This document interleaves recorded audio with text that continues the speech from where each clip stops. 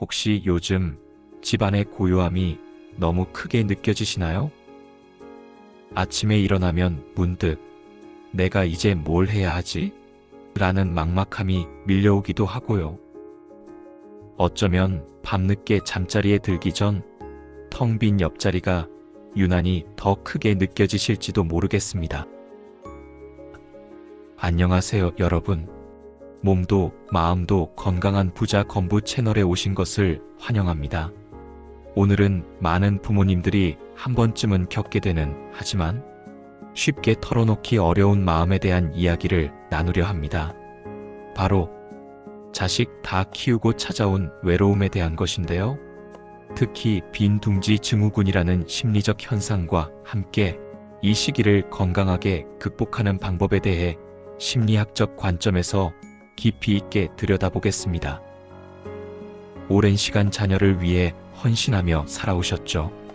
아이들의 학업, 친구 관계, 진로 고민까지 모든 신경이 아이들에게 집중되어 있었을 겁니다. 그런데 어느 날 문득 자녀들이 독립해 자신의 삶을 찾아 떠나고 나면 집안은 텅 비고 익숙했던 활기는 사라집니다. 그 자리에 채워지는 건 예상치 못했던 허전함과 깊은 외로움이죠. 많은 부모님들이 이 시기를 빈둥지 증후군이라고 부릅니다. 말 그대로 자녀가 떠난 빈둥지처럼 느껴지는 시기를 의미하죠. 빈둥지 증후군, 당신만의 이야기가 아닙니다. 빈둥지 증후군은 특정 질병이라기보다는 자녀의 독립으로 인해 부모가 겪는 자연스러운 상실감과 슬픔, 역할, 상실감을 포함하는 심리적 상태를 말합니다. 특히 여성분들에게서 두드러지게 나타나는 경향이 있는데요. 이는 오랫동안 주 양육자 역할을 해왔기 때문일 수 있습니다. 예를 들어볼까요? 한 50대 어머님은 딸이 유학을 간 뒤 매일 아침 딸이 먹을 아침밥을 준비하던 손이 허전해 견딜 수 없었다고 하셨어요. 딸의 방문만 바라보며 서성이다가 눈물까지 흘리셨다고요. 또 다른 아버님은 아들이 독립한 후 함께 보던 스포츠 경기도 재미가 없어지고 퇴근 후 집에 들어서는 순간의 정적이 너무나 낯설고 외로웠다고 하셨습니다. 이런 감정은 결코 여러분 혼자만의 것이 아닙니다. 많은 부모님들이 이 시기를 거치며 비슷한 감정을 느끼고 있습니다. 중요한 건 이러한 외로움과 상실감을 외면하지 않고 건강하게 인식하고 받아들이는 것입니다. 외로움을 극복하는 심리학적 지혜 3가지. 그럼 이제 심리학적 관점에서 이 빈둥지 증후군을 현명하게 극복하고 오히려 새로운 삶의 기회로 만드는 3가지 지혜를 함께 알아보겠습니다. 첫 번째 지혜는 상실감을 인정하고 충분히 애도하는 시간을 갖는 것입니다. 많은 분들이 자녀가 잘 된 건데 내가 왜 이러지? 약해 보이면 안 돼 같은 생각으로 자신의 감정을 억누르려고 합니다. 하지만 감정을 억누르는 것은 오히려 더 큰 외로움이나 우울감으로 이어질 수 있습니다. 심리학에서는 어떤 중요한 대상을 잃었을 때 느끼는 슬픔과 상실감을 애도그리프라고 합니다. 자녀의 독립은 단순한 이별이 아니라 부모로서의 역할 변화와 삶의 큰 전환점이기에 충분히 애도할 필요가 있습니다. 어떻게 애도할까요? 감정을 표현하세요. 믿을 수 있는 배우자, 친구, 형제자매에게 솔직하게 속마음을 털어놓으세요. 요즘 너무 허전하다. 아이가 보고 싶어. 눈물이 난다. 같은 솔직한 표현은 감정을 해소하는데 큰 도움이 됩니다. 일기를 써보세요. 매일의 감정과 생각을 글로 기록하는 것은 자신의 내면을 객관적으로 들여다보고 정리하는 데 효과적입니다. 추억을 돌아보세요. 자녀와 함께했던 소중한 사진들을 보거나 영상을 보면서 아름다운 추억을 떠올려 보세요. 슬프지만 동시에 감사와 사랑을 느낄 수 있을 겁니다. 전문가의 도움. 만약 감당하기 어려운 슬픔이나 우울감이 지속된다면 주저하지 말고 심리 상담 전문가의 도움을 받는 것도 현명한 방법입니다. 이러한 애도의 과정을 통해 우리는 잃어버린 것에 대한 슬픔을 인정하고 그 슬픔을 통해 한 뼘 더 성장할 수 있습니다. 두 번째 지혜는 나 자신을 위한 새로운 정체성을 찾는 것입니다. 자녀를 키우는 동안 부모님들은 누구의 엄마, 누구의 아빠라는 역할에 크게 몰입해 살아오셨을 겁니다. 이제 그 역할이 변화하면서 나는 이제 누구지? 라는 정체성 혼란을 겪을 수 있습니다. 하지만 이 시기는 오히려 오랫동안 잊고 지냈던 나라는 존재를 다시 만나고 새로운 삶의 의미를 찾을 절호의 기회입니다. 무엇을 시도해 볼까요? 오래된 꿈을 다시 꺼내세요. 학창시절 꿈꿨지만 바쁘다는 핑계로 미뤄뒀던 취미나 관심사를 다시 시작해 보세요. 그림을 배우거나 악기 연주를 다시 시작하거나 글쓰기 동호회에 가입하는 등 나를 즐겁게 하는 활동에 몰입해 보세요. 새로운 배움에 도전하세요.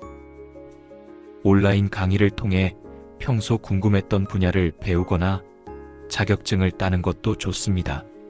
지적인 호기심을 채우는 과정은 뇌를 활성화하고 성취감을 느끼게 해줄 겁니다. 사회활동에 참여하세요. 봉사활동, 동네 커뮤니티 모임, 소셜클럽 등에 참여하여 새로운 사람들을 만나고 교류의 폭을 넓혀보세요. 타인에게 도움을 주고 보람을 느끼는 과정에서 새로운 의미를 찾을 수 있습니다. 미국의 소설가이자 단편 작가인 이디스 워트는 인생은 계속되는 발견의 연속이다. 당신이 발견하는 것은 당신이 되는 것이다. 라고 말했습니다. 이처럼 자녀 독립 후의 시기는 우리 자신을 새롭게 발견하고 나만의 빛나는 정체성을 만들어갈 더없이 좋은 시간입니다. 마지막 세 번째 지혜는 자녀와의 관계를 성숙한 독립의 관계로 재정립하는 것입니다. 자녀가 독립했다고 해서 부모와 자식의 관계가 끊어지는 것은 아닙니다.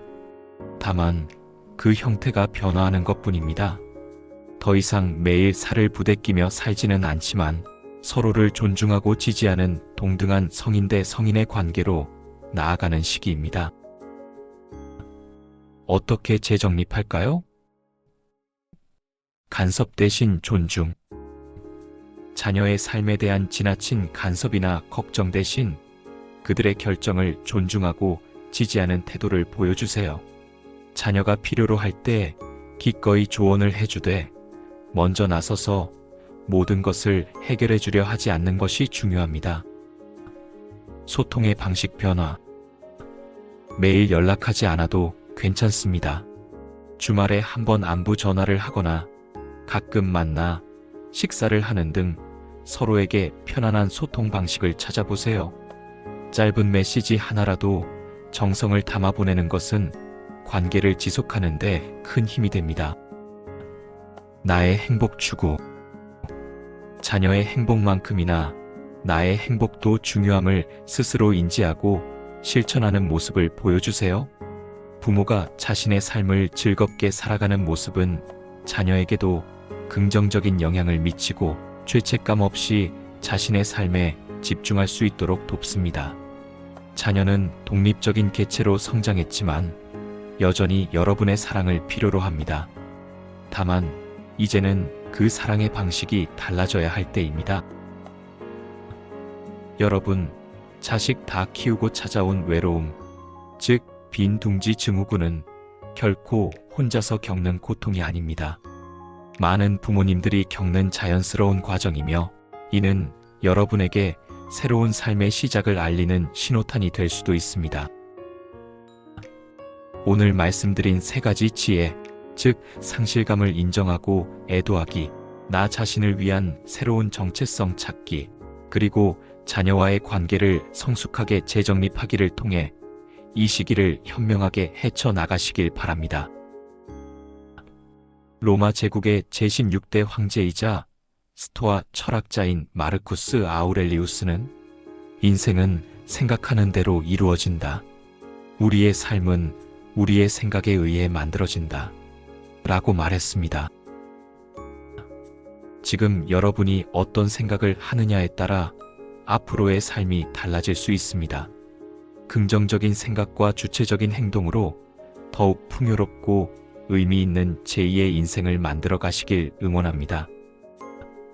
이 영상이 여러분의 마음에 작은 위로와 용기를 드릴 수 있기를 진심으로 바랍니다.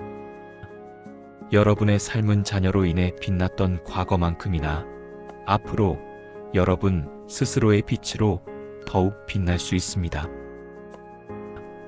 이 영상이 도움이 되셨다면 구독과 좋아요, 그리고 알림 설정까지 부탁드립니다. 여러분의 따뜻한 응원은 저희 몸도 마음도 건강한 부자 건부 채널을 운영하는 데 큰 힘이 됩니다. 다음번에도 여러분의 마음을 지키는 따뜻한 이야기로 찾아뵙겠습니다. 감사합니다.